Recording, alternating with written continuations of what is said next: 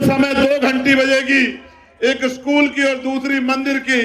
आपको तय करना है कि आपकी मुक्ति का रास्ता कहां से खुलेगा। वो बाबा साहब पूजा के मेहता मोहताज नहीं है। वो बाबा साहब जो कहते हैं कि मैं मूर्तियों में नहीं, मैं किताबों में हूं, मुझे पूजने की नहीं, मुझे पढ़ने की जरूरत है।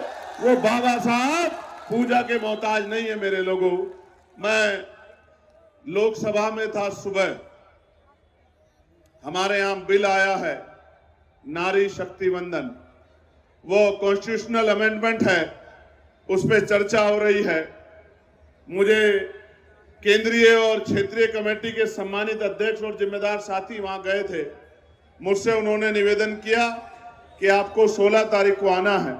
मैंने उनसे कहा कि मैं आपका आभारी हूं कि आपने मुझे इनवाइट किया है, लेकिन अगर आप इनवाइट ना करते तो भी मैं उस कार्यक्रम की शोभा बढ़ाने के लिए और खुद को गौरवान्वित महसूस करने के लिए आता। मैं पुनः कमेटी का आभार प्रकट करूंगा।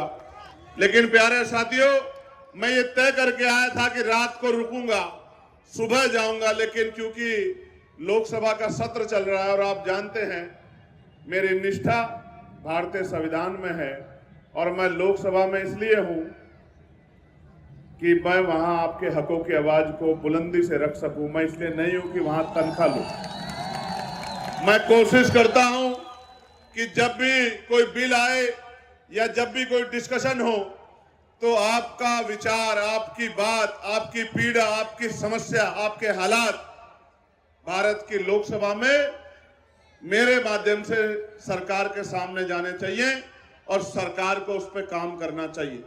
प्यारे साथियों, 2-3 इंपोर्टेंट टॉपिक है जिन पे मैं आपसे बात करूंगा, लेकिन उससे पहले मैं आपके प्यार का अभिनंदन भी करूंगा। मैं जब से आगरा में मैंने आज पैर रखा है, मैं इस बात से डर रहा हूं कि कहीं आपको चोट ना लग जाए, क्योंकि कहीं आप एक टांग पे खड़े होकर देख रहे हैं, कहीं आप किसी खंबे पे चढ़ रहे हैं, कहीं आप बिल्कुल दीवार को पकड़े खड़े हैं। मेरे मन में ये पीड़ा हो रही थी कि ऐसा ना हो मेरी वजह से मेरे किसी भाई को चोट लग जाए, क्योंकि मुझे फिर तकलीफ होगी। इसलिए मैं डर रहा था। मैं अब भी आपसे आग्रह करूंगा कि मेरी आवाज आप तक आएगी। मेरा गला बड़ा साफ है, अगर आप अपने अपने स्थान पर बैठ जाओगे तो आपको मुझे सुनने में दिक्कत नहीं होगी।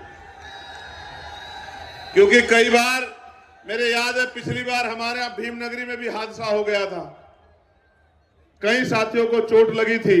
हमारी जिम्मेदारी है कि जब हमारा कोई भी कार्यक्रम हो तो देखने वाले को ये संदेश जाना चाहिए कि इनसे ज्यादा अनुशासित कोई नहीं है। ये बाबा साहब अंबेडकर के सिपाही, ये संदेश जाना चाहिए सब लोगों को। और अगर ये संदेश नहीं जा रहा है तो चाहे हम उत्साह में हैं या किसी भी कारणवश, तो हम कहीं ना कहीं हमारी तरफ सवाल खड़ा हो जाता है। इसलिए मैं आपसे आग्रह कर रहा हूं कि अगर आपके आसपास स्थान है तो आप बैठ जाओ। अभी मैं इतनी जल्दी आपको छोड़ने वाला नहीं हूं, मैं भी बोलूंगा। अभी तो मैंने शुरू भी नहीं किया, अभी तो अभिनंदन ही चल रहा है। अभी तो मैं पूरे देश भर में जो चल रहा है और उत्तर प्रदेश में जो चल रहा है और बाबा साहब ने हमें क्या दिया है और बाबा साहब को हमें क्या लौटाना है, बहुत सारे सवाल, बहुत सारी उम्मीदें और बहुत सारी जो परेशानियां आपके सामने, उनके हल का रास्ता आपको बता के यहां से जाऊंगा। प्यारे साथियों, मैं बार बार कहता हूं, आगरा हमारे सर माते हैं, क्योंकि आगरा पे बाबा साहब अंबेडकर के आंसू टपके हैं।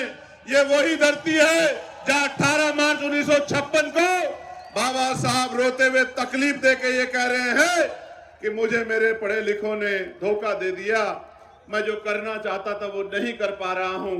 लेकिन साथियों, बाबा साहब की उस पीड़ा को पढ़े लिखे लोगों ने बाबा साहब के जाने के बाद महसूस किया है। और ये मेला और ये भीम नगरी का आयोजन जो एशिया में सबसे बड़ा होता है, इस बात का उदाहरण है कि पढ़े लिखे लोग अपनी जिम्मेदारी को उठा रहे हैं, चाहे कम ही हो, लेकिन वो कोशिश जरूर कर रहे हैं। और मैं फिर कहता हूं, किसी भी समाज का नेतृत्व उस समाज में पढ़े लिखे समाज को ही करना चाहिए और उसकी नैतिक जिम्मेदारी भी है कि वो पढ़ा लिखा व्यक्ति समाज का नेतृत्व करे, समाज को रास्ता दिखाए। तो बाबा साहब जब यहाँ कह रहे थे आगरा में खड़े होके, तो जो सबसे महत्वपूर्ण बात मुझे और मेरे जैसे करोड़ों नौजवानों को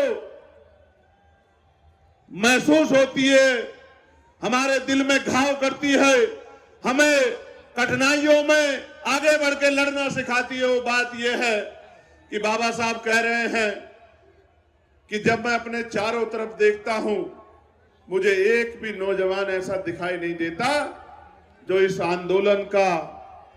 आंदोलन रूपी तंबू का बंबू बनके इस आंदोलन को आगे बढ़ा सके। वो कह रहे हैं मैं उस टेंट की तरह हूं, मैं उस बंबू की तरह हूं जिसपे बहुत सारे टेंटों का बोझ है, यानी कि समाज बहुत बड़ा है और मेरे आसपास एक भी दिखाई नहीं दे रहा है जो इस आंदोलन को आगे बढ़ा सके। और क्या कह रहे हैं बाबा साहब?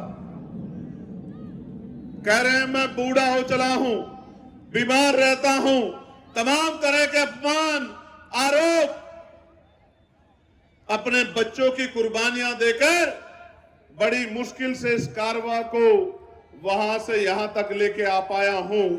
अगर आप इसे आगे नहीं बढ़ा सकते तो मेरे बच्चों इसको पीछे मत जाने देना।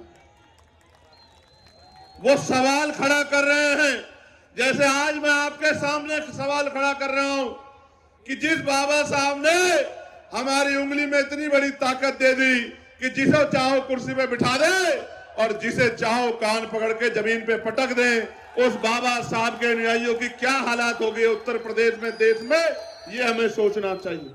सवाल है बहुत बड़ा। प्यारे साथियों, बाबा साहब ने इस देश के लिए बहुत बड़ा योगदान दिया। मैं महसूस करता हूं, हम प्रैक्टिकल अगर देखें व्यवहारिकता में, जीवन में, हमारे बच्चे को बुखार हो जाता है तो हमें नींद नहीं आती, हमारे घर में कोई दुख हो जाता है परिवार के मेंबर को तो हम काम पे नहीं जा पाते, और हमारे रहबर, हमारे मसीहा बाबा साहब अम्बेडकर के 4 बच्चे कुर्बान हो गए और 35 साल से कम उम्र में ही उनकी पत्नी भी उनको छोड़ के चली गई। लेकिन बाबा साहब ने आपको नहीं छोड़ा मेरे लोगों, हमें नहीं छोड़ा मेरे लोगों। बाबा साहब ने हमारे लिए लड़ना नहीं छोड़ा, हमारे लिए संघर्ष करना नहीं छोड़ा, हमारे लिए त्याग करना नहीं छोड़ा, हमारे आंसू पूछने में कोई कमी नहीं छोड़ी।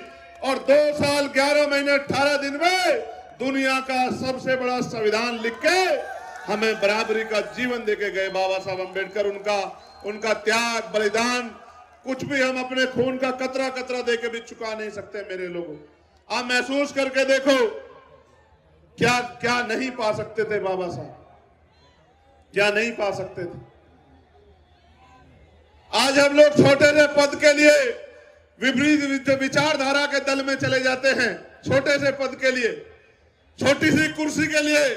लेकिन मेरे बाबा साहब ने हमारे लिए, इस देश की महिलाओं के लिए, इस देश के पिछड़े वर्ग के लिए केंद्रीय कानून मंत्री पद से इस्तीफा दे दिया, लात मार दी। ऐसे थे बाबा साहब, क्यों ना उनके गुणगान किए जाएं। किसी को बुरा लगे, अच्छा, हम फिर कहेंगे कि हमारा अगर कोई सच्चा मसीहा था तो बाबा साहब अम्बेडकर थे।